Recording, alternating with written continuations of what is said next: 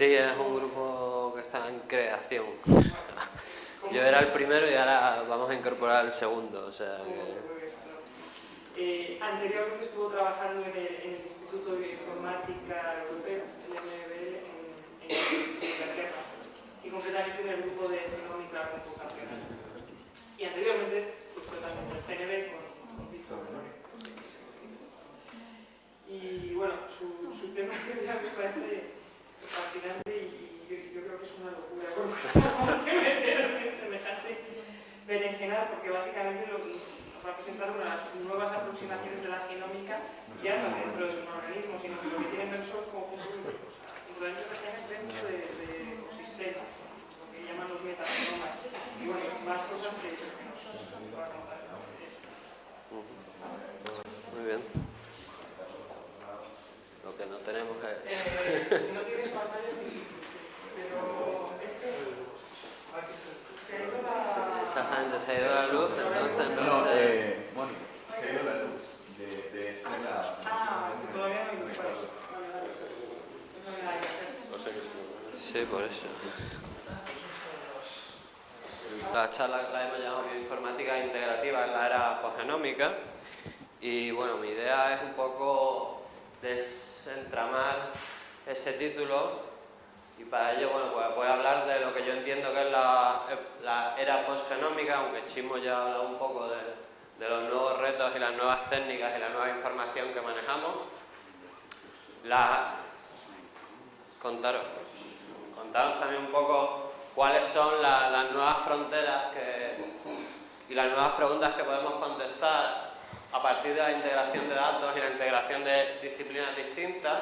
Y por último, pues lo que yo creo que es muy interesante, que viene un poco al hilo del tema de las escalas que hablamos antes, de cómo podemos hacer bioinformática o genómica que va más allá del organismo y trasciende las fronteras un poco de las células. La era posgenómica pues se caracteriza pues, por lo que Chismo dice, ¿no? O sea, la avalancha masiva de datos de todo tipo. La primera avalancha es la acumulación de genomas y la segunda avalancha, la acumulación de datos de origen biológico que ha venido dada básicamente por la consolidación de técnicas como los DNA-Array, que es una técnica que lleva varios años en el mercado y que nos inunda con datos de expresión, y la aparición de nuevas técnicas que nos permiten acceder no solo a información de expresión, sino a información biológica de muy diversos tipos. Entonces, bueno, esta gráfica, no hay charla de bioinformática que no salga algo parecido, y esta es un poco distinta. En esta gráfica lo que intento demostrar es que los proyectos de secuenciación de genomas son ahora mismo la fuente principal de información de secuencia. O sea, prácticamente el 80% de la información que es en las bases de datos proviene de proyectos de secuenciación de genomas completos. Mientras que tradicionalmente, hasta prácticamente finales de los 90, la información venía de secuenciación de laboratorios pequeños que secuenciaban por su parte genes, proteínas, etcétera, etcétera. A partir del año 2000 prácticamente ha habido una explosión de información debido a todos estos proyectos de secuenciación. Esta línea verde además es SwissProt, que no solo es una base de datos de secuencia, sino que es una base de datos de secuencia anotada manualmente. Como veis, la velocidad a la que anotamos es muchísimo menor a la velocidad a la que producimos información. Con lo cual la anotación manual, pues evidentemente es algo que tenemos que superar porque no vamos a ser capaces de manejar toda esta cantidad de secuencia que se nos viene. La gráfica anterior la habréis visto varias veces, pero esta es un poco distinta y es una gráfica que hicimos para celebrar un poco la publicación del genoma número 100. Está un poco anticuada porque ahora ya estamos en casi 150, pero lo que intenta señalar es varias cosas, ¿no? Es que los proyectos de secuenciación se han diversificado mucho y hemos pasado de prácticamente solo secuenciar bacterias, como veis aquí, que tenían interés económico o un interés relativo a la salud humana. Ahora estamos secuenciando prácticamente al mismo ritmo eucariotas, arqueas y bacterias, y además las razones que hacen interesante un proyecto de genoma se han ampliado también. Ya no solo secuenciamos cosas porque son interesantes para nuestra salud o porque han sido organismos modelo clásicos como E. coli o la levadura o la mosca o el gusano, sino que ahora la genómica se ha extendido a otras áreas del conocimiento, como son la agricultura, la ecología, los usos industriales y demás. Además, aquí tenéis el tamaño del genoma. Somos capaces de secuenciar genomas cada vez más grandes, lo que ha ampliado muchísimo técnicamente también la posibilidad de abarcar nuevos proyectos desde el punto de vista genómico. Desde el punto de vista filogenético, los proyectos de genomas también se han diversificado mucho. En rojo tenéis los taxones de los que había disponibles genomas cuando se publicó el genoma número 100, pero veis que en azul, que son los genomas que estaban en marcha pero todavía no se habían publicado, muchos de ellos ya se han publicado, veis que bueno, que prácticamente en bacterias donde aún quedaban muchísimos órdenes sin representantes secuenciados, ahora prácticamente vamos a cubrir una gran parte de la filogenia de bacterias y estamos empezando a cubrir una parte significativa de la filogenia de eucariotas también. Con lo cual, no solo tenemos más información, sino que esa información es más diversa y el tipo de preguntas que podemos hacer es más amplio, porque ahora toda esta información de sistemas distintos, de puntos de vista distintos, está acompañada también por una filogenia distinta que nos permite abordar problemas desde el punto de vista de la evolución. ¿Ok? Técnicas experimentales, bueno, pues toda esta avalancha de técnicas de genómica funcional nos están dando datos sobre interacciones proteínas-proteínas, expresión, de la que el Chismo habla muchísimo, interacciones genéticas, cuestiones de regulación, y vamos a ver en el futuro aparecer otro tipo de técnicas que nos dan información muy variada, desde metabolismo a nivel muy fino, a expresión de proteínas, maduración de proteínas, técnicas que están ahora mismo en desarrollo, que no se usan, pero que explotarán, como han explotado los arrays, pues en 1 o 2 años. Bueno, voy a poner algunos de los ejemplos más espectaculares, o por lo menos que a mí me han resultado más impresionantes por los números de los que estamos hablando, de aplicación de estas técnicas. Este es el paper de Science a finales del año pasado, que mapean todas las interacciones entre proteínas de la mosca. Entonces, pues, hicieron el trabajo por 2 híbridos, 7.000 proteínas, 20.000 interacciones. Nunca antes habíamos tenido un mapa de interacción tan grande, y esto pues es un reto desde el punto de vista algorítmico, pero también es muy interesante porque nos está dando un montón de información.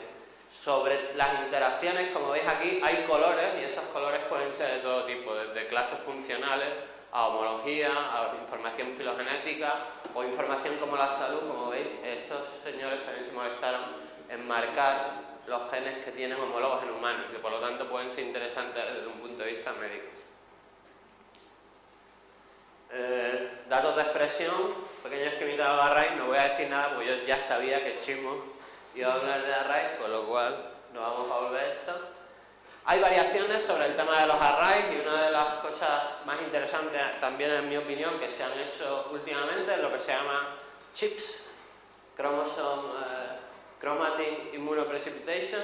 La idea es marcar con un tag, un pequeño tag, proteínas que son capaces de unir el DNA, expresar esas proteínas, unir covalentemente el DNA y la proteína unida a él, precipitar mediante este tag que hemos unido, pequeña secuencia verde, y ahora podemos utilizar ese DNA que hemos precipitado con la proteína para localizar sitios de unión en el DNA, usando un array un poco más extendido de los arrays genómicos, porque tienen que tener la secuencia intergénica, pero en este caso esto se hizo para levaduras, y con mucha paciencia pues lo hicieron para 106 proteínas que unen DNA distintas, y encontraron sitios de unión en 2.300 promotores, que es prácticamente la tercera parte de los genes de levadura. Eso nos da un mapa muy detallado de nuevo de relaciones de regulación de la transcripción a nivel de organismos, ¿no? De información que nunca habíamos tenido. La información que teníamos era la que pacientemente alguna gente había recuperado de la literatura para hacer pequeños mapas de regulación. Okay. Una de las cosas que quiero destacar, porque vendrá a colación más tarde, es que una de las confirmaciones que este experimento trajo es que los reguladores no solo regulan genes, sino que regulan otros reguladores, ¿no? Y si veis esta compleja red de interacción, estos son los 106 proteínas con el DNA que utilizaron, hay muy tupida malla de interacciones entre ellos, se están regulando entre ellos unos a otros. Otras técnicas que van a aparecer, metabolomas, ya empieza a haber gente que es capaz de detectar metabolitos a nivel intracelular y ver sus variaciones en condiciones diversas, durante el ciclo celular, etc. Esa información va a empezar a estar disponible y es muy interesante. Experimentos basados en letalidad sintética. La idea es buscar mutantes cuya combinación tiene un fenotipo distinto a las mutaciones por separado. Eso nos va a dar, de nuevo, otro tipo de información sobre interacciones, porque dos genes que cambian el fenotipo cuando se mutan a la vez significa que están relacionados de alguna manera. Y muchas otras técnicas, ya digo, que vamos a ver en los próximos años y que yo creo que van a ser realmente fascinantes. Todas estas técnicas, no sé si os dais cuenta de que convergen al concepto de redes de lo que sea. Redes metabólicas, redes de interacción de proteínas, redes de regulación.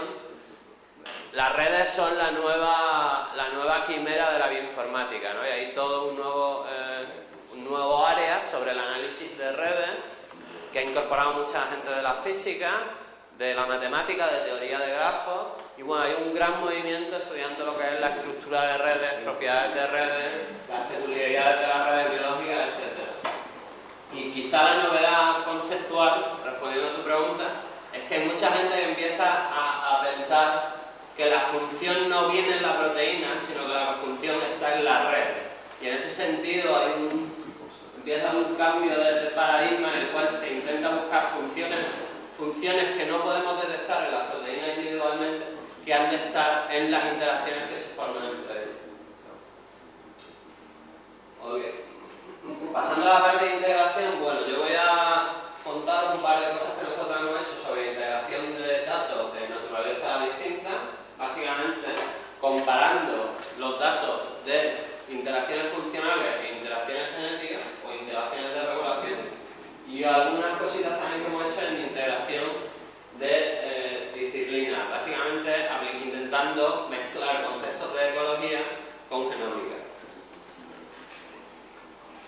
Entonces, bueno, este es mi bicho favorito, es una bacteria gram negativa, de la familia de las enterobacterias. Es probablemente el organismo más estudiado del mundo, ha sido un modelo pues, prácticamente desde el inicio de la microbiología. Y siendo como es quizás el bicho con el que se tiene más información experimental del mundo, como decía Chimo, todavía tenemos en torno a un 30% de genes en un coli de los que no sabemos absolutamente nada, pero nada de nada, lo cual no deja de llamar la atención. Aún así, para el otro 70% tenemos muchísima información, desde complejos proteicos, rutas metabólicas, regulación de la transcripción. Entonces es un sistema donde se pueden intentar combinar datos de distinta naturaleza porque hay datos bastante completos para muchas cosas distintas. Entre ellas, bueno, pues hay aproximadamente información para 3.200 reacciones químicas que la bacteria es capaz de hacer, que se agrupan en unas 180 rutas metabólicas. Hay 800, más o menos información sobre 800 operones. No sé si saben los operones, pero en bacterias los genes son capaces están unidos unos detrás de otros en largas cadenas que se transcriben en conjunto, aunque son genes independientes en el DNA, en el RNA conjunto. Y sabemos, pues, sobre esos 800 operones, sabemos cómo más o menos están regulados y las propiedades de aproximadamente 80 proteínas reguladoras. Y además, conocemos experimentalmente la existencia de casi 600 complejos proteicos. Toda esta información es una magnífica caja de arena para jugar y hacer experimentos pilotos sobre integración de datos de distinta naturaleza. Bueno, esto es un esquema muy naif también de la red de regulación de coli. Esta red, en comparación con la red de proteínas, tiene varias diferencias. La primera diferencia es que las uniones entre los nodos tienen calidad y dirección, que es algo que normalmente no tenemos en las redes de interacción proteína-proteína. La dirección viene dada porque cuando un regulador regula un gen no ocurre lo contrario generalmente, con lo cual esas interacciones tienen una direccionalidad y además tienen una cualidad. Esas interacciones pueden ser de represión o de activación, que aquí las veis marcadas como rojo o azul. Sobre la red de regulación, que sería el conjunto de las puntitos y las flechitas, podemos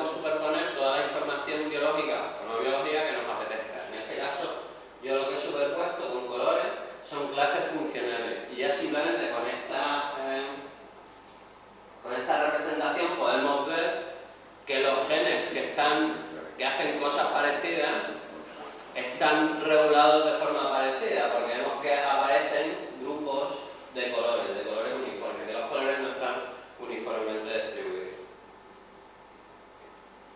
Okay. Esta red, o sea, una de las cosas que los físicos nos han enseñado a los biólogos es analizar las cualidades de esta red. Una de las cosas que se puede mirar es lo que se llama la conectividad. Y estos son los famosos log plots o representaciones logarítmicas, donde se representa la frecuencia o el número de interacciones. Como esta red tiene una dirección, tenemos que contar la frecuencia y el número de interacciones en las dos direcciones. Las interacciones que las proteínas reciben y las interacciones que las proteínas ejercen, por así decirlo. Entonces, si miramos el número de reguladores, por ejemplo, pues vemos que cada gen está regulado entre 1 y 8 reguladores distintos, aunque la media está alrededor del 2 y casi el 50% solo por 1. Y lo que tiene es una distribución exponencial. ¿Veis que hay una recta, esto es logarítmico y esto no? Pues es una distribución exponencial. Hay muchos genes regulados por pocos promotores y pocos genes regulados por muchos promotores. Si miramos al revés, cuántos genes regula cada regulador, entonces lo que vemos es una distribución todavía más amplia. Hay reguladores que solo regulan un gen y otros que regulan hasta un máximo de 200, que sepamos. Aunque la media está alrededor de 14 y prácticamente el 85% regulan menos de 15 genes. Esto es lo que la distribución de la conectividad, como veis aquí, no es exponencial, sino lo que se llama una distribución ley de potencias o power law, que básicamente es una situación extrema de lo que habéis visto, donde muchísimos reguladores regulan pocos genes y hay solo unos poquitos, en este orden, muy poquitos reguladores que regulan mucho. Esto es una constante, es una cosa que aparece muchísimo en todas las redes biológicas, en las redes metabólicas, en las redes de interacción proteína-proteína. Es lo que se llama la distribución power law de la conectividad, que implica una serie de propiedades de todas estas redes biológicas, pues que son libres de escala, que son autoparecidas, se parecen a sí mismas. Libres de escala quiere decir que no podemos encontrar un tamaño que defina la red, sino que en todos los tamaños hay una propiedad. Y bueno, vemos que muchos procesos biológicos tienen las mismas propiedades. Otra de las cosas que está más en boga ahora mismo es que estas redes tienen pequeños módulos estructurales que son fáciles de identificar. Si tenemos en cuenta de cuántas maneras se pueden conectar 3 nodos, hay 13 posibles maneras de conectar 3 nodos.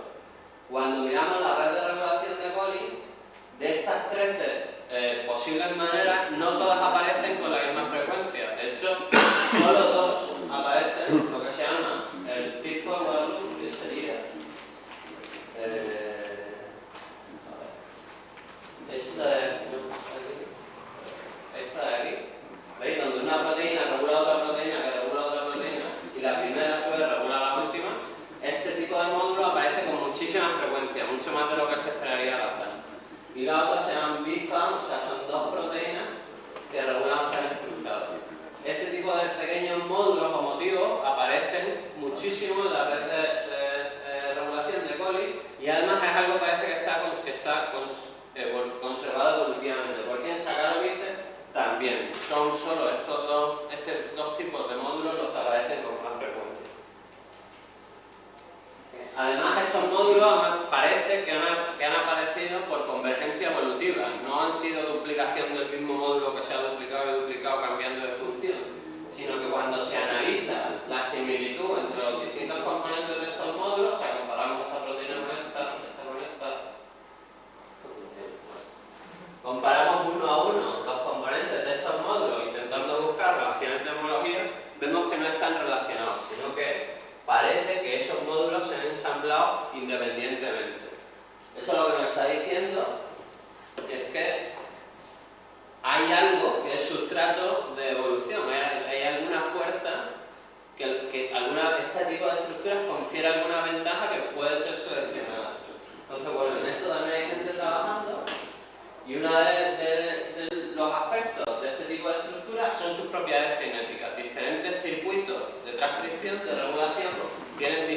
propiedades. Entonces, bueno, este es un estudio bastante simple, utilizando ecuaciones diferenciales de cuál sería la respuesta del gen Z a un input sobre X, comparando el feed-forward loop, o sea, donde X regula Y regula Z, y X a su vez también regula Z, o comparándolo con una cascada simple, donde X regula Y regula Z, y el forward loop, por así decirlo, lo perdemos. Lo que veis es que este tipo de estructura es muy resistente a pulsos cortos de la señal. Cuando tenemos un pulso corto de la señal, el gen Y se activa, pero el Z no llega a activarse, y eso es una propiedad que a las bacterias le viene muy bien, porque en un ambiente ruidoso, estímulos cortos, no te conviene que estímulos muy cortos desencadenen una respuesta. Cuando hay un estímulo largo, sí se consigue una respuesta tanto en Y como en Z, y esto ocurre tanto para la cascada como para el feed-forward loop. La diferencia es que el feed-forward loop se apaga mucho más rápido. Si veis, cuando se acaba el estímulo, la concentración de Y empieza a bajar, y en el caso de la cascada, en el caso del feed-forward loop, Z se apaga más rápido de lo que se apagaría si solo hubiera una cascada. Ese tipo de propiedades cinéticas es lo que se supone que es el sustrato de la evolución, y por eso se han seleccionado una serie de motivos con respecto a otros. Muy bien. Nosotros hemos hecho bastantes análisis sobre esta red de regulación en Nicolia, y en particular yo estaba muy interesado en el tema de cómo están relacionadas la regulación y la función. Es algo universalmente admitido, porque además tiene sentido, que los genes que están funcionalmente relacionados tengan que expresarse en el mismo sitio y en el mismo momento para que ejerzan su función, lo cual quiere decir que se coexpresan. Pero sin embargo, cuando hablamos de relaciones, genes relacionados funcionalmente, estamos hablando de todo un abanico de cosas, desde proteínas que tienen que formar un complejo para interaccionar, hasta dos proteínas que pueden estar implicadas en la respuesta a la misma droga. Entonces, para mí era claro que no todas las asociaciones funcionales iban a tener el mismo grado iban a requerir el mismo grado de coexpresión, y que por lo tanto iban a utilizar distintos mecanismos para garantizar esta coexpresión. Entonces, bueno, la ventaja en Coli definimos, por así decirlo, y esto es un poco arbitrario, pero teníamos que marcar como una especie de nivel, 3 niveles de asociación funcional: complejos proteicos, rutas metabólicas y lo que hemos llamado superrutas metabólicas, que son rutas que generalmente se activan juntas porque son casi más un programa nutricional que una ruta. Por ejemplo, en caso de hambre de aminoácidos, hay toda una serie de rutas que se ponen en funcionamiento juntas. En bacterias, además, hay 3 niveles de corregulación, por así decirlo. Tenemos los operones. Estos genes están condenados a expresarse a la vez porque de hecho se transcriben juntos, con lo cual, cada vez que se transcriba uno, los otros dos se van a transcribir. Tenemos genes que están bajo la influencia del mismo regulador, como serían aquí A y B, o B y C. Y además tenemos estas cascadas, estos circuitos que colocan genes también bajo el control de la misma cascada. Esos serían 3 niveles distintos de corregulación. ¿Cómo se correlacionan nuestros niveles de asociación funcional y nuestros niveles de corregulación? Pues es algo que se puede estudiar codificando estas interacciones de nuevo como redes. Lo que hacemos es que, si tenemos un complejo con 3 proteínas, podemos expresar eso en una red como 3 puntitos que interaccionan. Si tenemos 3 genes que están bajo la acción de un mismo regulador, pues podemos conectarlos en nuestra red de adyacencia. Con estas redes podemos construir matrices. Estas matrices podemos compararlas, simplemente ver pues, si A y B están interaccionando en una y A y D están interaccionando en otra, pues ponemos en nuestra matriz combinada un 0 o un 1 dependiendo de que estén en los dos o solo los dos. Okay. Esto lo podemos representar de nuevo como red, y aquí lo que veis pues son la comparación de la red de complejos de las proteínas que forman parte de los mismos complejos moleculares y los genes que están en los mismos operones. Lo que veis es que casi todos los links son verdes, quiere decir que son comunes a las dos redes. Casi todas las proteínas forman parte del mismo complejo están contenidas en el mismo perón. Tenemos algunas excepciones. Los links azules son proteínas que están en el mismo complejo, que están en el mismo perón pero no forman parte del mismo complejo, y los rojos son proteínas que están en el mismo complejo pero no forman parte del mismo perón. Lo que vemos es que la mayoría de los rojos son de hecho complejos de subcomplejos, ¿no? No sé si lo veis aquí, por ejemplo. Aquí arriba veis que cada punta de esta estrella roja en realidad es un pequeño conjunto de uniones verdes. Tenemos pequeños complejos primarios, por así decirlo, que se asocian en complejos más grandes. Pero lo que sí parece es que hay una buena correlación entre el nivel de asociación complejo y el nivel de corregulación operón. Eso no es así cuando, por ejemplo, comparamos rutas y operones, rutas metabólicas y operones. Aquí la mayoría de los links son rojos y eso quiere decir que la mayoría de los genes que están en la misma ruta metabólica no están incluidos en el mismo operón. Por el contrario, lo que más o menos vemos es que, no sé si veis, esto es una ruta muy grande, todos estos puntitos son enzimas de esa ruta que están conectados todos entre sí, pero veis que hay pequeñas uniones verdes, queriendo decir que todos estos genes que forman parte de la misma ruta están contenidos en varios operones, ¿vale? Pero no están aislados, sino que lo que tenemos son operones que constituyen parte, especie de subrutas, de pequeños fragmentos de la ruta. De este tipo de análisis también podemos sacar información evolutiva. Por ejemplo, aquí tenemos una proteína, el LPA, que es una subunidad de tres complejos distintos. La sucinato de ginasa, el complejo de rotura de la glicina y el tercero no me acuerdo. Pero vamos, básicamente lo que veis es que esta subunidad, la subunidad del LPA, forma un operón con estas dos subunidades, pero no con los otros subcomplejos, que sí entre ellos están incluidos en el mismo operón. Eso lo que sugiere evolutivamente es que este complejo es anterior a los otros dos, porque las proteínas han tenido más tiempo para acoplarse transcripcionalmente. Mientras que esta proteína se ha incorporado más tarde como subunidad de estos subcomplejos. Igualmente, vemos que cuando añadimos también la información del regulador, vemos que este complejo y este complejo están todos corregulados, mientras este complejo no está regulado por la misma proteína.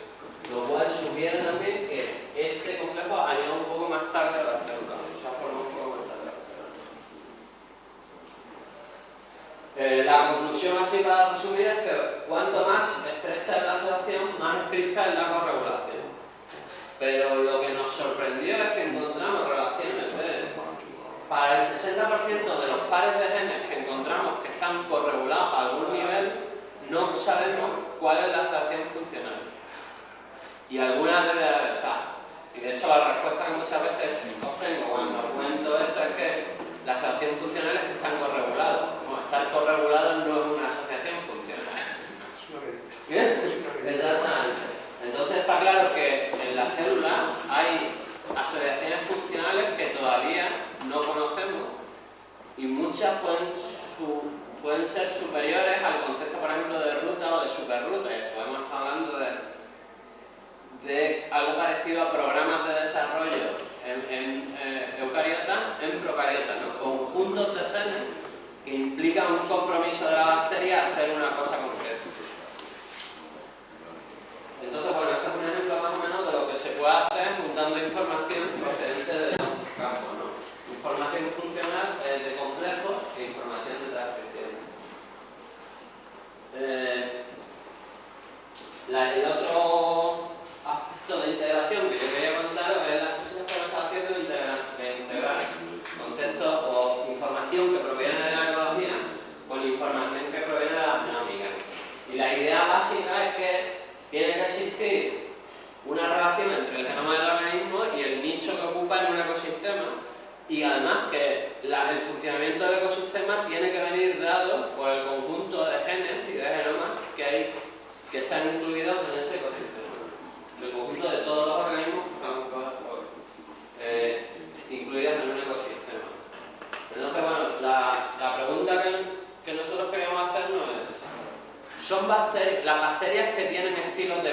distintos tienen contenido en genes distintos? Esa pregunta no somos los primeros en hacerla, por supuesto, es una pregunta que ha salido muchas veces y que se ha abordado a distintos niveles o a distintas escalas de resolución. Hay gente que ha estudiado, por ejemplo, la frecuencia de aminoácidos en todo el proteoma y lo ha relacionado con la temperatura, de tal manera que bichos que son termófilos tienen diferente composición de aminoácidos y otros bichos que son mesófilos o ciclófilos. Y eso sería a una resolución muy fina, donde vemos el efecto que tiene a nivel de composición química. Otros descubrimientos interesantes en ese sentido son lo que se llaman las islas de patogenicidad o las islas metabólicas. Son conjuntos de genes, conjuntos de funciones que permiten a la bacteria adquirir un nuevo nicho. En el caso de las islas de patogenicidad, pues son grupos de genes que van en una unidad que es capaz de transferirse de bacteria a bacteria y que permite a esa bacteria de repente colonizar su huésped como un patógeno. Mientras que antes la bacteria no sobrevivía dentro del huésped, ahora gracias a ese conjunto de genes que viaja juntos, adquiere la capacidad de convertirse en patógeno y colonizar un nuevo nicho que es el huésped, el hospedador. Igualmente las islas metabólicas son conjuntos de rutas metabólicas que viajan en estos elementos móviles y que permiten a la bacteria colonizar unos nichos donde hay unos nutrientes que antes no podía utilizar, ahora al poder utilizarlo amplía su espectro ecológico, por así decirlo. Nuestra pregunta iba un poco, es decir, bueno, tenemos la resolución química, tenemos la resolución de función, podemos ver efectos a nivel todavía más general. Entonces lo que nosotros hicimos fue separar las bacterias en 4 tipos de vida y todas las proteínas y observar proteínas que están relacionadas con la transcripción, proteínas que están relacionadas con el metabolismo y proteínas que están relacionadas con el transporte, independientemente de cuál fuera su composición o si estuvieran incluidas o no en islas de género. Entonces, bueno, lo que veis aquí es, no sé si se ven bien los colores, pero básicamente nuestras cuatro estilos de vida que definimos: bacterias que viven libres en el ambiente, bacterias patógenas, bacterias extremófilas, que son los grises, y patógenos obligados intracelulares, o sea, bichos que viven dentro de una bacteria eucariótica, de una célula eucariótica, perdón. Y comparábamos la composición relativa, en este caso, de enzimas de proteínas relacionadas con el metabolismo. Pues lo que veis es que las composiciones no son exactamente iguales, sino que los extremófilos y los parásitos intracelulares están ligeramente enriquecidos en este tipo de proteínas con respecto a las otras dos clases. Y que mientras las bacterias que viven en el medio ambiente tenían una distribución más o menos estrecha, las bacterias patógenas tienen una distribución bastante amplia. Cuando mirábamos eso con genes relacionados con la transcripción, pues veíamos diferencias todavía más abruptas.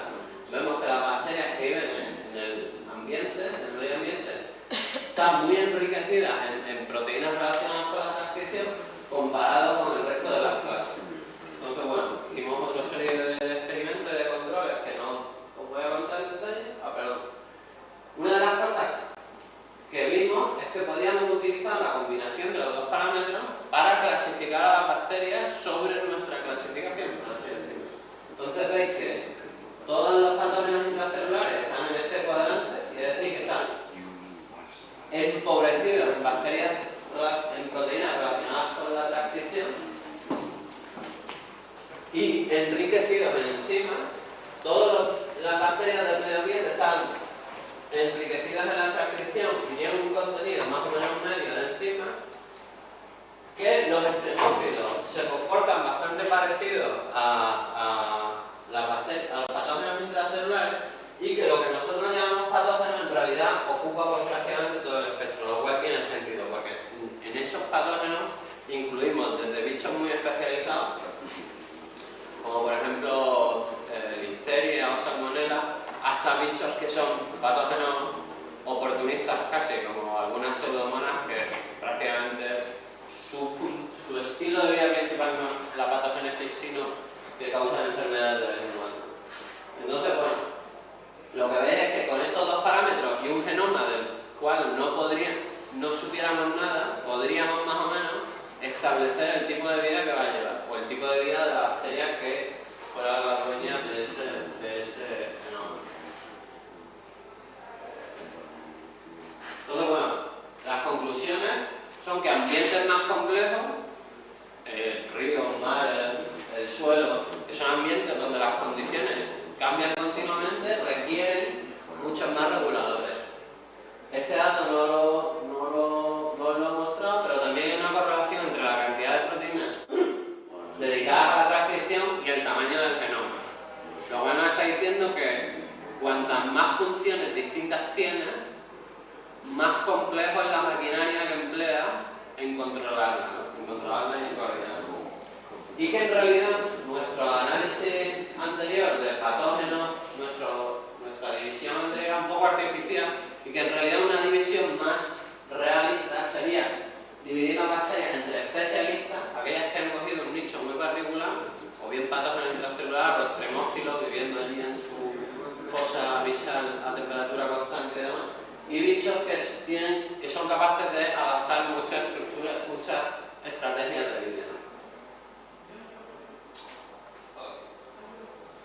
Entonces, bueno, esta es la parte un poco más novedosa y va sobre el nuevo concepto que llaman metagenoma. La definición más o menos oficial del metagenoma es el conjunto de genes de los organismos, el conjunto de genes de todos los organismos que pueblan un ecosistema. Eso parece una entelequia, pero hoy en día es casi abordable técnicamente.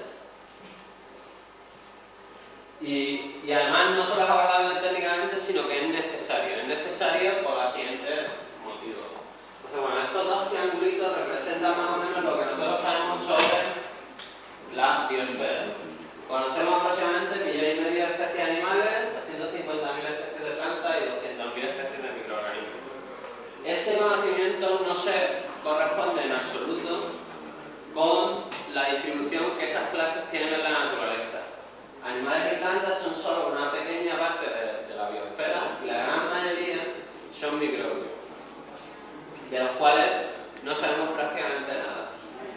Pero lo que es peor, de todos los microbios que conocemos, solo es una pequeña parte, porque la mayoría de los microbios que hay en la biosfera no somos capaces de cultivarlos en el laboratorio, lo cual quiere decir que somos incapaces de aproximarnos a ellos a través de la genómica clásica, cultivándolos en el laboratorio, criándolos, caracterizándolos fisiológicamente, extrayendo el DNA y haciendo genómica. Eso no se puede hacer para la gran mayoría de los organismos que existen en nuestro planeta porque ni siquiera somos capaces de cultivarlos. Entonces, ¿cuál es? Además, si los números que os di al principio parecieron suficientes, uno pensaría que a medida que vayamos secuenciando genomas, la tasa de aparición de nuevas familias de proteínas, de nuevas funciones, se iría estancando. Habría una acumulación muy rápida al principio y a partir de que ya empezáramos a repetir, pues se iría estancando el número de nuevas funciones que vamos descubriendo.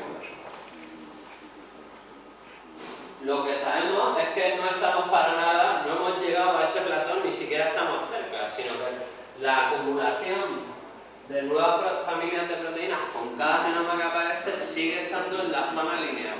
Ahora quiere decir que es que no estamos ni siquiera cerca de descubrir todas las posibles funciones y todos los posibles genes que existen en la biosfera.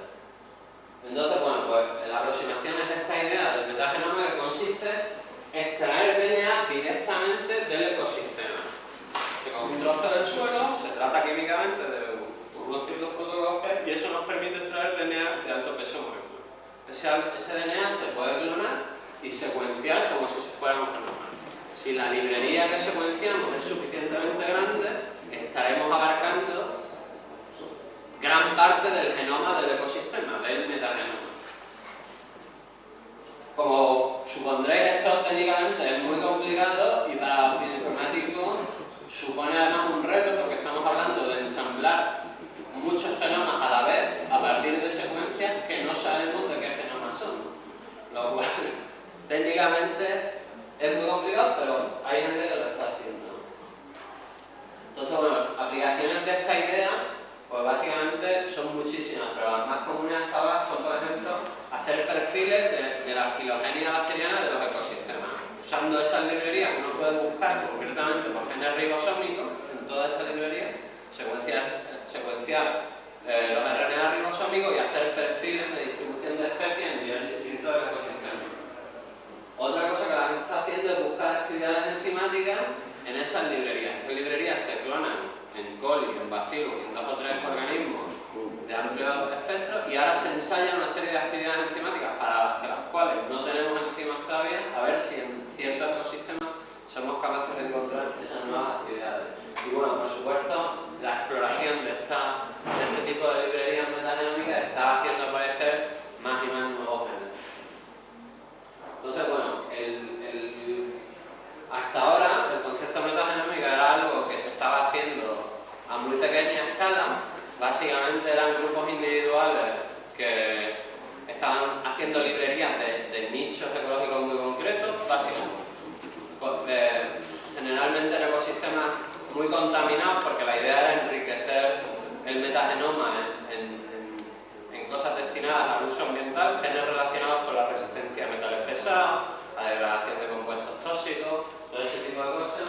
Pero la semana pasada irrumpió en el tema de la metagenómica Craig Venter, que si no, de varios puntos en el mar de los Sargassos, filtrando ese agua se han quedado con todas las bacterias y han secuenciado 1045 megabases. De nuevo, para dar una referencia, es aproximadamente 1/3 del genoma humano, para que veáis el esfuerzo.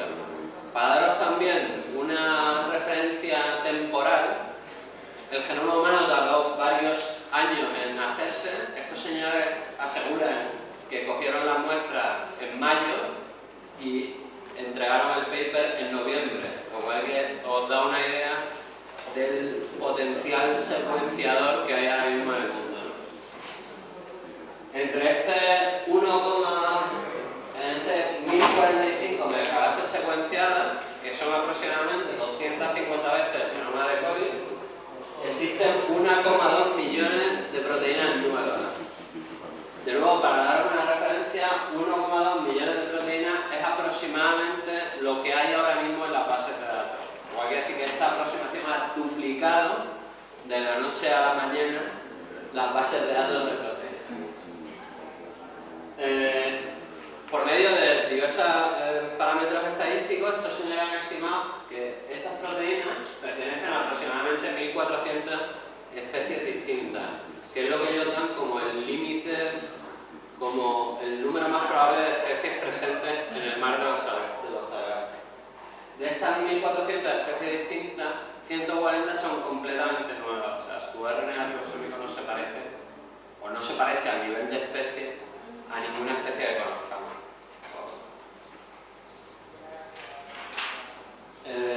Una de las cosas que han hecho, evidentemente, es caracterizar el perfil de la población del mar de los Sargassos, y ha sido un poco sorprendente porque han encontrado muchísimas alfas proteobacterias que no se sospechaba que fueran muy predominantes en el mar.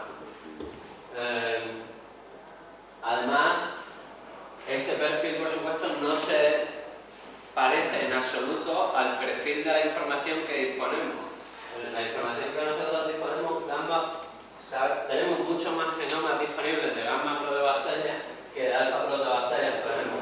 Y de algunos grupos muy abundantes, como las cianobacterias, prácticamente solo tenemos 2 genomas. Lo cual quiere decir que la idea que nos habíamos hecho hasta ahora de lo que era la diversidad microbiológica, pues está bastante lejos probablemente de la realidad. Otra cosa que han hecho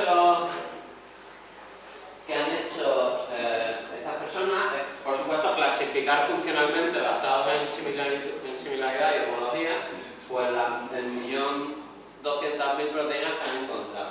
Y bueno, una cosa que llama la atención es que prácticamente 800.000 son hipotéticas conservas, o sea, proteínas que sabemos que existen, pero de las que no tenemos absolutamente ninguna idea sobre su función. Prácticamente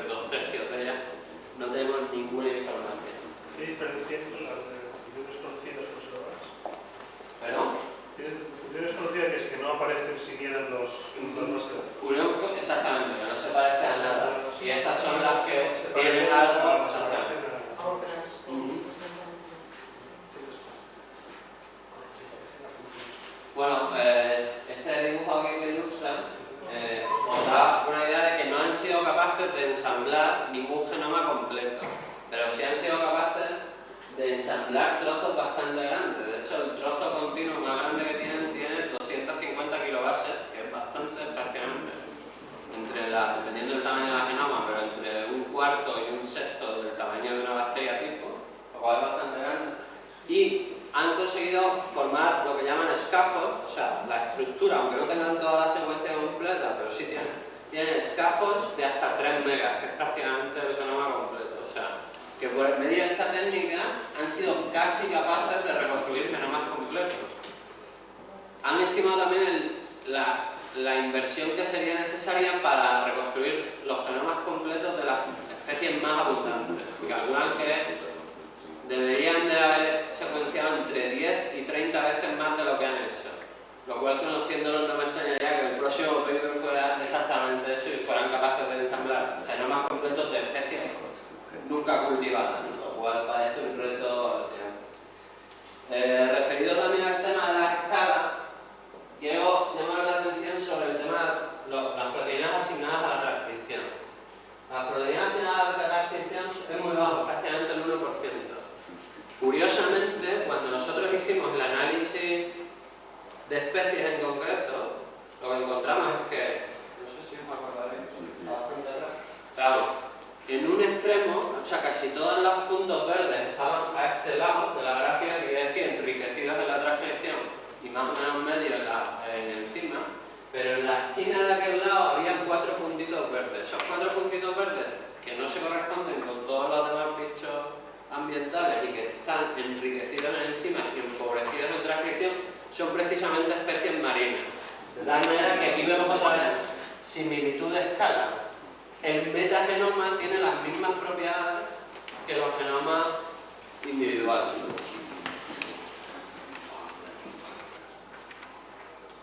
Bueno, como no todos nos podemos permitir el lujo de secuenciar 1,3 millones de bases, sí podemos trabajar con lo que llamamos metagenomas teóricos, ¿no? Entonces, este es un trabajo que se ha hecho en el laboratorio de Alfonso, Valencia, que ya conocisteis el lunes, y básicamente es una idea que circula alrededor de la red de biodegradación. Las bacterias son capaces, no, de hecho son los únicos organismos capaces de degradar, comerse y utilizar como fuente de carbono y energía moléculas tan complejas como el 3,3,4,4 pentaclorobifenilo. Esa proteína, aparte de ser muy compleja, es extremadamente tóxica y además se usa industrialmente con mucha abundancia, con lo cual muchos de los ecosistemas, especialmente en Estados Unidos, están repletos de este compuesto, que es muy tóxico.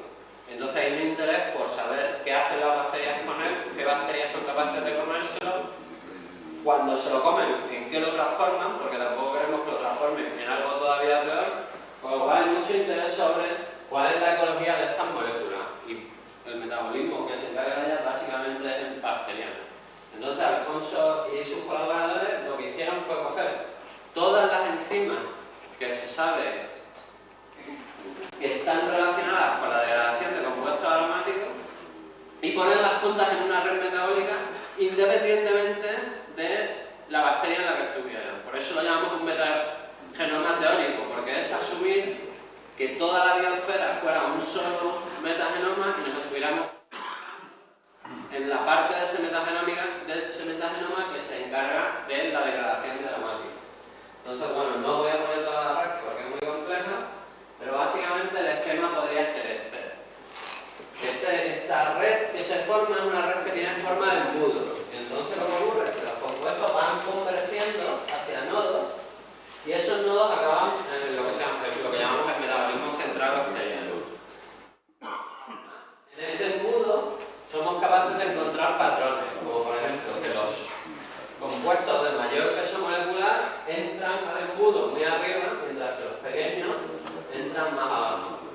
También sabemos que cuanto más insoluble es un compuesto, más lejos está del fondo del embudo, más arriba, más pasos hace falta para degradarlo. Y además podemos suponer que cuando un nuevo compuesto se libere al ambiente, podemos suponer a qué nivel va a entrar en el embudo en base a sus propiedades químicas.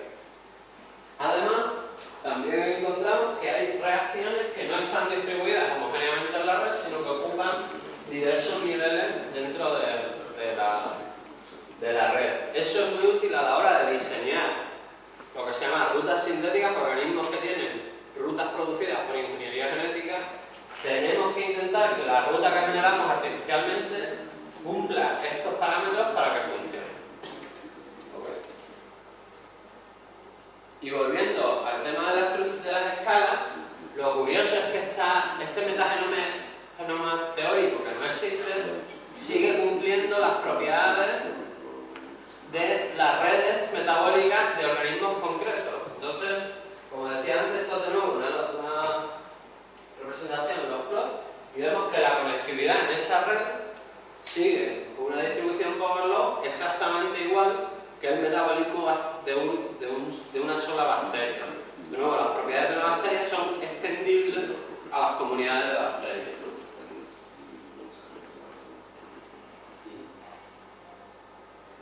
Respecto a la evolución, pues también se ven cosas muy curiosas, ¿no? Por ejemplo, que los genes que están muy cerca del metabolismo central están conservados en más bacterias, o sea, son genes que aparecieron antes. Los genes que están muy arriba en la red son genes que han aparecido recientemente y que son muy específicos de especies. Entonces, bueno, como resumen puedo decir eso, ¿no? Que con la bioinformática integrativa yo creo que podemos mirar a los datos que van apareciendo desde perspectivas nuevas y hacer preguntas nuevas combinándolos, y mediante la integración de disciplinas vamos a ser capaces de abarcar áreas del conocimiento que antes pues no podíamos abarcar. Que la idea esta de incorporar la genómica a muchas áreas nuevas del conocimiento. Y esto es todo. Fantástico. ¿Quieres empezar tú? No, bueno, empezamos ya, pausa, porque no... Solo quería preguntarte una cosa, una duda. Has estado hablando de que haya mayor o menor transcripción. ¿Qué significado tendría eso?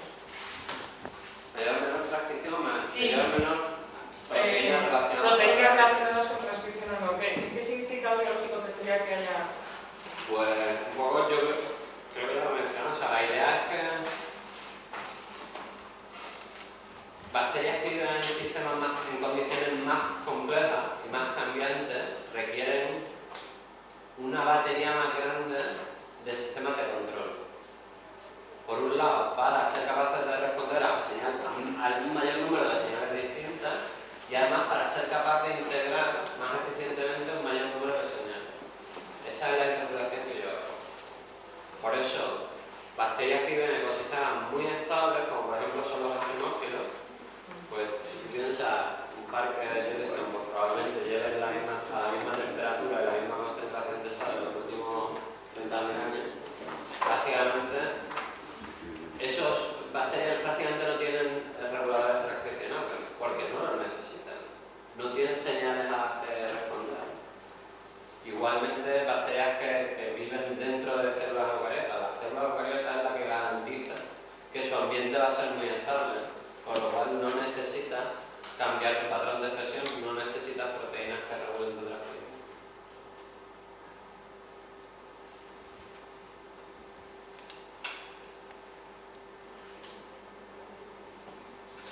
Como queráis, yo no sé. No, yo encantado, sí. Me ha parecido una presentación evidentemente muy interesante y muy sugestiva. Y así iremos hablando después. Yo, una pregunta que haría yo a nivel así formal, filosófico y que eventualmente también tiene que ver con la anterior. Y es un poco la idea de que, como acabas diciendo de alguna forma en las frases, de hecho de lo que estamos hablando es de tráfico de señales. Y a la hora de representar, de lo que estamos hablando, lo que representamos son redes de puntos con palitos entre ellos. ¿Cómo habría que hacer para pensar y describir esas distintas familias de señales que circulan por esos espacios? Porque a nivel puramente químico, para empezar, pues puede haber señales electromagnéticas entre proteínas en momentos de acople, puede haber señales que sean pulsos químicos en el medio, puede haber señales eléctricas dentro de unos potenciales. Todas esas señales de alguna forma tienen que ver con ese trajín de transcripción y de señalización genética. Pero por si hay intención o interés o tendría sentido desarrollar un poco más la teoría de señales en el sentido de cómo circulan esas señales por esas redes. Pero quiere decir que las redes esas al final lo que son es como el resumen de por dónde han ido las señales. Lo que me refiero es que por qué no hablamos más directamente de cómo son y cómo se mueven esas señales, de las que acaba resultando la existencia de una red. O sea, mi impresión es que el interés va más en la dirección de cómo se integran las señales, más que cuál es el sustrato físico de esa transmisión de señales. Sí, pero eso es Y lógico. personalmente es algo que a mí también me interesa más, que a mí hasta cierto punto, cuando dos proteínas se comunican, me preocupa menos si lo están haciendo a través de fosforilación o a través de historilación. Lo que me preocupa es qué tipo de información están llevando y cómo esa información se integra, como si habéis visto en esas redes siempre hay hubs que están recibiendo señales de muchos sitios y que tienen que dar un output solo, o tienen un gradiente de output. Tienen que integrar lo que muchas voy es señales. que el sustrato en el que estén inscritas esas señales cambia la velocidad de propagación. Es una señal que esté inscrita en un flujo electromagnético que se mueve a la velocidad de la luz. Si es un pulso químico, pues entonces eso es importante. ¿A qué velocidades funcionan esas señales? ¿Cómo se propagan? Yo no creo que a nivel biológico seamos capaces todavía de abordar el problema desde esa perspectiva, quiero decir, por la complejidad precisamente, porque tienes muchos sistemas de traducción de la señal, muchos medios distintos, muchos elementos implicados distintos, y de hecho la mayoría de las modelizaciones que se están haciendo de integración, distribución y propagación de la señal son prácticamente booleanas, o sea, sí, no, y prácticamente son cinéticas. O sea, estamos a años luz. Exactamente. Estamos a años luz de eso. O sea, en la dinámica estamos a años luz. Hay algunos tímidos intentos. Pero a nivel de metabolismo celular sí hay unas ciertas ideas de lo que tarda una proteína en ir de aquí hasta Pero a aquí. nivel genómico estamos a años luz. O sea, en cierto modo, lo que habla del interés tiene que ver con algo mucho más importante, que es el que paga manda. Entonces, el que paga manda, en estos casos, el interés de señales, de proteína y todo esto, en el campo biomédico tiene mucho que ver con las enfermedades estas de baja penetrancia, que son debidas a que tienes averiados varios genes y tienes averiados varios genes en extrañas combinaciones porque están en un pathway. Entonces, tú tienes la enfermedad a distintos grados porque tienes averiado a distintos niveles y por distintos sitios pathways que son bastante redundantes. Simplemente estamos lejos de definir cómo es el pathway en muchos casos. O sea, simplemente no lo conocemos. No sabemos qué redundancias hay internas. Fíjate que él está hablando de organismos muy sencillos con baja redundancia. De los planetas superiores y la mayor parte de pathways de transmisiones de señales por los que se activan y hacemos cosas, muchos de ellos son redundantes, es decir, tú te cargas un gen y no pasa nada, te cargas un gen aparentemente esencial de una bacteria o en un eucariota así muy inferior, es esencial y no pasa nada, simplemente va a otra quinasa que no hace eso, pero al faltar esa lo hace y no pasa nada, ¿no? Pero sí que pasa algo realmente, ¿qué es lo que pasa? Que si esa la vería, si otra la vería, si tienes una mutación estatal, pues de repente a los 45 años tienes predisposición a tener un cáncer de los senos. Eso ahora mismo es simplemente ese trazado y esas posibilidades estamos lejos de tenerlo, como que dinámicas. Sí, pero refieres a la maraña esa que has presentado antes, bonita, de todos los pasos de la mosca. O cuando la especie de mandala esa con las rayas de relación entre esas rayas son de calidades distintas, no son todas iguales. Algo se puede decir sobre cómo son esas conexiones, ¿no? Bueno, en el caso de la mosca se puede decir muy poco, porque de hecho esas interacciones no están observadas en vivo, sino que están hechas por dos híbridos. O sea, haciendo construcciones artificiales y viendo en una levadura si esas proteínas interaccionan o no. Hay todo un tratamiento estadístico que cualifica esas interacciones como más o menos probables, pero ni siquiera sabemos cómo son de estables, cómo son de transitorias, qué las desencadena, qué las inhibe. O sea, lo único que sabemos es que Incluso, perdona, ni siquiera son reales. Exactamente. Son las proteínas físicamente interaccionan con las proteínas juntas, pero tú no tienes ninguna garantía de que esas proteínas sean jamás. Quizás no se expresan en un compartimento celular capturar el dato en otro. Entonces, o sea, ni siquiera puede que ni siquiera sea interacciones reales. O sea, estamos en el caso del círculo, ahí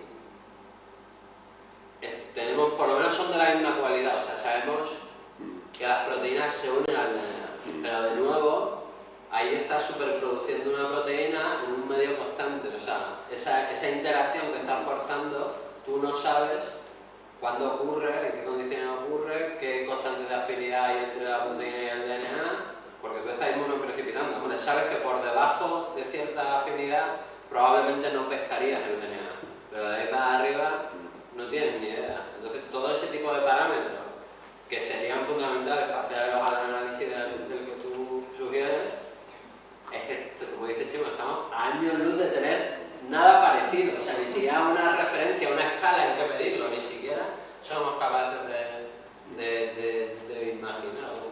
Entonces, son unas dinámicas a nivel transcripcional bastante chapuceras, pues midiendo, por ejemplo, qué es lo que pasa en los genes creo que hay una de coli por ahí, también está la típica de levadura, qué es lo que pasa en los genes a distintos tiempos, ¿no? Entonces, pues tú puedes deducir que si esta se activa y al siguiente tiempo se activa otro, pues quizás este tenga que ver con otro, no necesariamente, pero puedes tratar y puedes tratar dentro de una dinámica porque tienes tiempos, pero sigues tratando muchísimos datos. Hay un experimento muy bonito, que a mí me gusta mucho, pero que es bastante descorazonador, ¿no? En el sentido de que estos señores lo que hicieron, no tenemos una pizarra. Básicamente lo que tú haces es crear sistemas de regulación al azar. En un fragmento de DNA clonas en cualquier orden operadores, genes reguladores, y al final tienes una medida de la que es un gen fluorescente. Eso tú lo ligas al azar, lo pones en un vector y lo pones dentro de una bacteria, de tal manera que el circuito que se ha formado no sabes cuál es. Sabes cuáles son los inputs y sabes cuál es el error. Y ahora cogen una serie de clones al azar, creo que eran 100 o algo así, y los someten a un análisis de respuesta input-output. Era un input mezclado además, porque respondía a dos estímulos distintos, y ni siquiera tenía cosas como gradiente o combinación de gradientes, no era presencia o ausencia de uno, el otro, o los dos, o ninguno, y verías el output. Y clasificaban los distintos clones en función del output y luego secuenciaban a ver cuál era el circuito que se había formado. Con el circuito que se habían formado intentaban explicar el output. En el 80% de los casos no era capaz, porque empiezas a tener cosas muy sutiles, ¿no? Como concentración de proteínas críticas, afinidad a los sitios de unión, entonces tú, es un sistema muy sencillo, te digo, dos reguladores y dos operadores. Y tú veías un circuito sencillo, decías, este activa este y activa el output. Si tengo los dos inputs, tengo output, si no tengo los dos inputs, no, falso. O sea, esas cosas es imposible de reconstruir porque hay muchísimas sutilezas en los sistemas biológicos que es que no somos capaces de medir y que estamos a años luz de cuantificar y de cualificar. Porque la respuesta temporal que se tiene ahora cuando decís es en horas, vamos, o sea, respuestas así como la gente que ahora que hacen química en tiempo real, así que se ven picosegundos las reacciones y eso. Pues si hablas de redes transcripcionales, realmente tampoco no es mal tiempo, ¿no? Puedes medir en menos, puedes medir en minutos. Todo depende del dinero que tengas, el número de cosas que puedes hacer, pero realmente a nivel transcripcional no me acuerdo de los tiempos, pero va por ahí. Sí, se pueden hacer. Necesitas que se transcriba algo, que se traduzca una proteína, esa proteína se tiene que desplazar en un vídeo, tiene que activar tal. Realmente la dinámica es factible de medirla. Por los tiempos en los que debería medirse es factible de medirla. Lo que pasa es que ahora mismo te puedes plantear que una dinámica de que involucre muy pocos genes, pero a nivel genómico es imposible. No, después estarían las dinámicas poblacionales esas del metagenoma, que ahí ya es otra fiesta, no sé. Un comentario y una pregunta. El comentario es que el experimento descorazonador, de alguna manera ya se sabía que iba a ser así solo por estudios teóricos respecto a redes, desde la matemática. Conociendo el 99.9 de una red, es fácil cometer errores en los outputs, y conociendo el input y el output es casi imposible reconstruir la red, por ejemplo.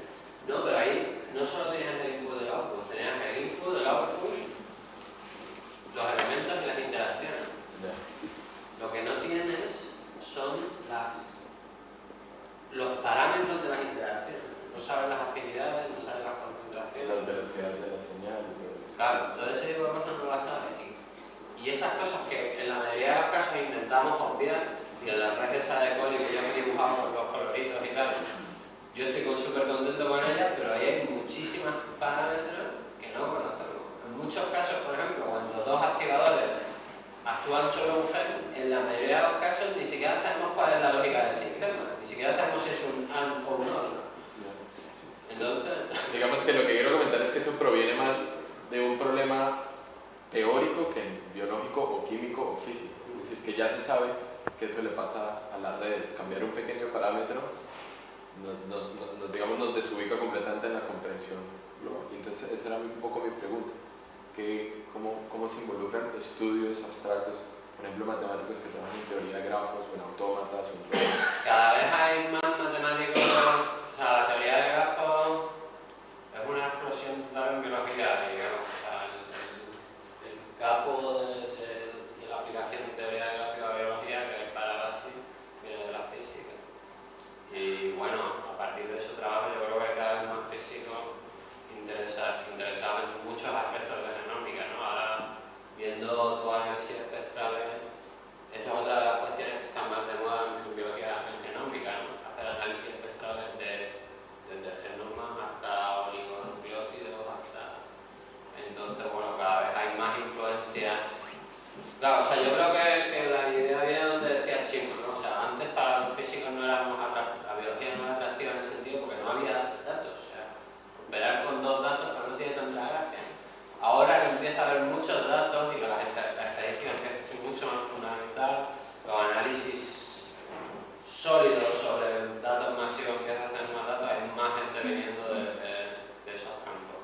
De todas formas, a mí me deprime, por lo que yo he leído, todas las aportaciones teóricas o de físicos y cosas de eso son como muy deprimentes, porque hablan de propiedades generales de las redes, pero yo no he visto ninguna aplicación práctica. Yo he visto una aplicación práctica que te da lo que digas, bueno, si yo ahora, o sea, ¿qué es lo que le interesa a una fin de cuenta? Yo recuerdo que cuando yo estaba trabajando en Glaxo, había un individuo que había cogido todos los datos que había en E. coli, de todo el metabolismo de E. coli, entonces decía, ahora yo puedo coger, si hago un knockout aquí en este gen, es decir, si me cargo este gen, yo veo qué efecto tiene el metabolismo. He hundido el metabolismo de E. coli o lo he mantenido algo así. O igual propusimos de manera informativa que deberíamos de asesinarlo para que no nos... y destruir el programa para que no nos dejase sin trabajo, ¿no? Pues se supone que estaban buscando dianas, todo lo demás. Pero bueno, eso era, digamos, una aplicación práctica, chapuza, lo que quieras, realmente no había mucha teoría detrás, más que montar simplemente el sistema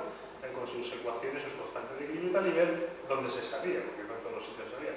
Y ver si yo corto esto por aquí, el resultado es que el metabolismo de coli simplemente tiene una cierta redundancia y sigue funcionando, o me carga las bacterias. Si me carga la bacteria es una buena diana antibacteriana, ¿no? Entonces es una aplicación práctica. A mí el que me digan que esto sigue una ley de potencias, porque todo sigue una ley de potencias, últimamente todo sigue una ley de potencias, o que los nodos, o que si yo corto por aquí normalmente esto puede ser, pues es muy bonito, supongo que esto hay que hacerlo, pero desde luego aún yo no he visto ninguna aplicación así que digas biomédico, esto ha salido algo. Yo creo que es que todavía estamos muy al inicio, ¿no? Yo creo que en el fondo la análisis de redes sí va a acabar dando fruto. No, yo creo que sí, o sea, por lo que dice. Pero sí que es cierto que los análisis ahora son muy crudos y muy básicos. Y además yo creo que a los biólogos nos han fascinado un poco, porque no estamos acostumbrados a ese tipo de cosas. O sea, para los físicos, cuando hablan de la ley de potencia y la conectividad y da igual, ya es todo lo pasado, no sé, sí. Para los biólogos todavía estamos fascinados por las similares, ¿no? Que es un concepto más interesante. Y que nadie piense que yo no estoy a favor de todo tipo de... Pero sí es cierto que ahora es más fascinación que aplicabilidad, es cierto. Pero yo creo que a la larga sí para la aportación interesante. Pero básicamente falta mucho dato, o sea, porque ahora mismo lo que tenemos... El único dato que empezamos a tener, y luego estamos muy lejos de él, son las conexiones. Pero nada más, no sabemos muy bien eso que dicen, ni la intensidad, ni en muchos casos ni son reales o son simplemente físicamente posibles, pero si tú pones a dos proteínas juntas se van a pegar, pero luego no están juntas nunca, o sea, nos falta mucha información aún. Lo que hagamos con profesiones, a lo mejor es el momento de pensar en dinámica, cuando tenga sentido, pero ahora falta mucho.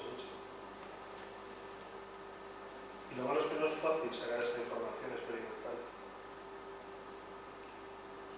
No es nada fácil.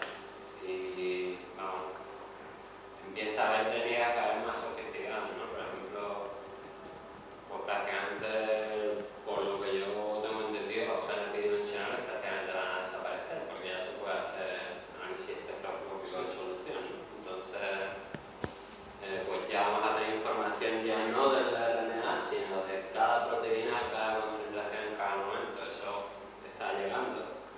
El metaboloma pues está llegando, ¿no? Se puede hacer análisis espectral también del contenido citoplasmático y a partir de ahí estudiar el desarrollo del metabolismo. Eso va a llegar. Cosas más sutiles como la afinidad de la interacción, o sea, la constante de afinidad entre la interacción de dos proteínas in vivo a lo largo del tiempo, de momento está bastante más lejos. De todas formas, otros problemas, y yo creo que sí que se diferencia un poco la astronomía, digo yo, o ciencia así, es que prácticamente, o sea, muchos de los elementos que están en el juego están haciendo cosas muy distintas y hay distintos niveles además de organización. O sea, pues, no sé, pues estoy diciendo una barbaridad, pero tú puedes pensar en estrellas, en galaxias, en sus cúmulos, no sé qué, pero es un nivel de organización, pero no hacen nada distinto. Simplemente pues, sí o no, no estoy diciendo la barbaridad, quizás estoy diciendo la barbaridad. Yo no lo diría, pero si tú lo dices... No, quiero decir, yo desde un punto de vista de profano, totalmente. Me parece como que es lo mismo al final todo. Pero ahí no, o sea, es que aquí son cosas completamente distintas. Que además cuando las pones juntas hacen algo absolutamente inesperado, además. Sí, una de las diferencias claves, que era un poco lo que decía yo al principio, es que lo que hay son correlaciones a larga distancia. O sea, aparte de la caída turbulenta que se hace de las galaxias hasta la disipación de calor en una tetera, la biología lo que establece son correlaciones a larga distancia mucho mayores de lo que sería de esperar por sus tamaños. O sea, el hecho eso de que esas señales transitan sobre miles de millones de años manteniendo una estructura muy parecida, además del flujo de materia y energía que mantiene las vesículas donde eso está pasando.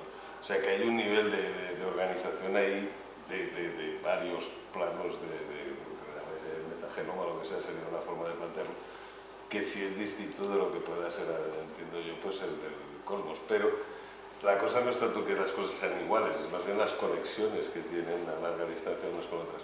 Y una pregunta que voy a hacer yo, ¿con embriólogos habla alguien? ¿O con embriólogos? ¿Embriología? Sí.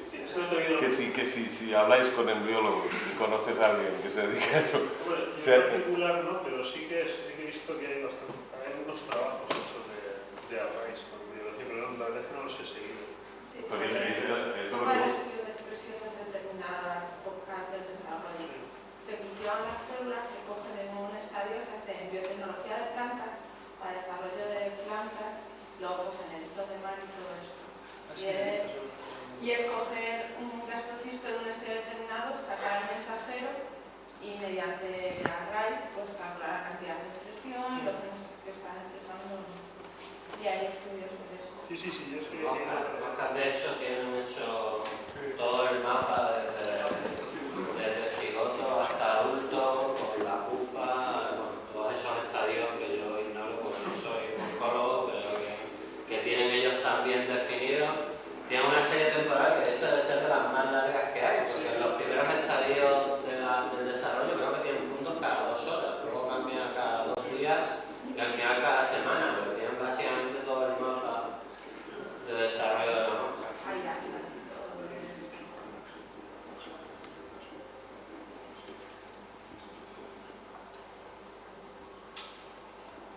De lo de las redes y el estudio de redes y propiedades emergentes de la organización y todo esto, sucede que en todas las ciencias, incluyendo ciencias, digamos, sociología, economía, etc., en ninguna ha tenido ninguna aplicación.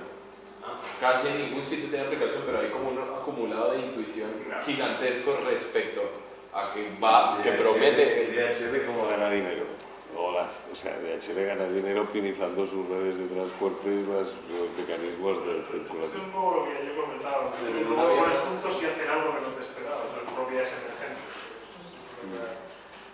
Pero el problema es que yo creo que ahora mismo es más a nivel de descripción de fenómenos que pueden ocurrir. De qué fenómenos pueden ocurrir, pero no de los fenómenos en particular. Es decir, de momento no te ayuda a predecir. Lo que me gustaría, yo creo, en biología, en biomedicina en general, es poder predecir el fenómeno en particular.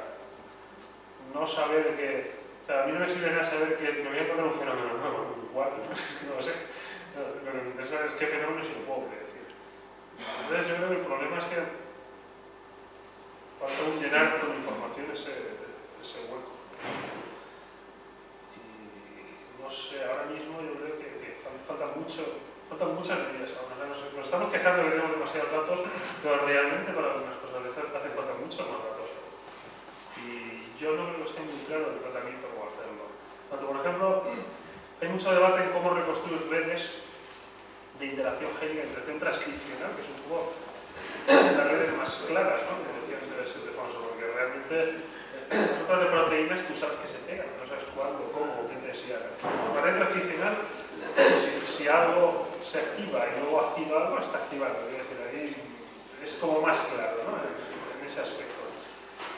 Entonces, ahora mismo el problema es que no hay una matemática muy clara para abordar eso. O sea, puedes hacer redes booleanas, redes bayesianas, tal. En general, en cuanto a descripciones estáticas de las redes, ni siquiera estamos hablando de la dinámica de las redes.